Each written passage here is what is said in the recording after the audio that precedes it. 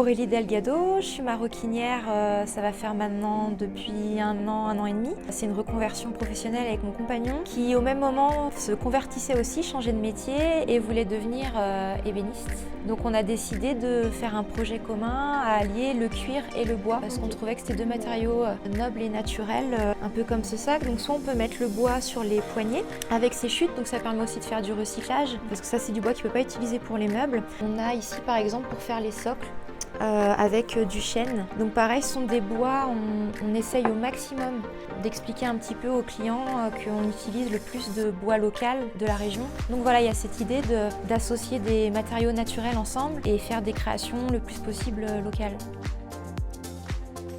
J'avais vraiment envie d'apporter un sens à ma vie en fait. Je suis chimiste de formation, j'étais dans l'analyse environnementale et même si sur le papier c'était très beau quoi, voilà, il y a une recherche pour l'environnement, mes actions au quotidien me manquaient de sens pour moi. J'avais vraiment envie d'être dans la création, d'apporter des choses un peu nouvelles, d'apporter aussi une notion environnementale même sur d'autres domaines, sur notre façon de consommer, sur notre façon de voir la matière naturelle, la productivité, parce que même si les sacs artisanaux sont plus cher, c'est des choses qui durent plus longtemps, donc qui au final nous fait consommer moins. C'est un sac qui est garanti sur les 20 prochaines années, donc c'est pas rien. Alors ça c'est vraiment l'avantage d'être dans un atelier collaboratif, c'est qu'on a une laser en fait, et ça permet vraiment de pousser son champ de créativité un peu plus loin, et ça permet vraiment de personnaliser les pièces. Des personnes qui veulent des pochettes à la ceinture en disant moi je veux mes initiales, ou je veux tel motif là, tel symbole, parce que ça me rappelle tel événement de ma vie, c'est possible en fait.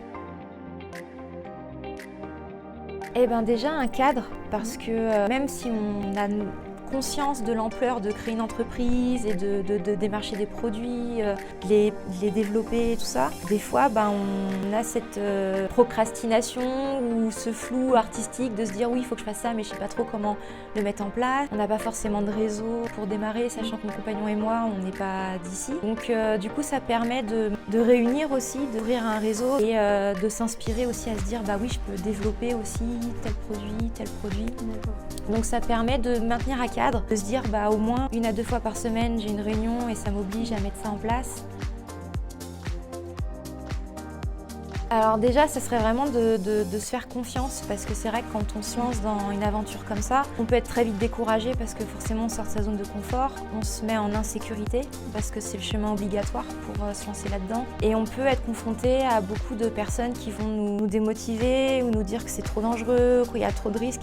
Oui, il y en a, mais au final ça vaut le coup parce que ça reste une expérience, ça reste même si ça marche pas dans cette voie, ça marchera dans une autre. C'est pas ce que la vie nous réserve et au final le plus gros regret, ça serait de ne pas tenter l'aventure, parce que ça reste une aventure et qu'on y arrive ou pas, c'est l'aventure qui est la réussite pour moi à mon sens.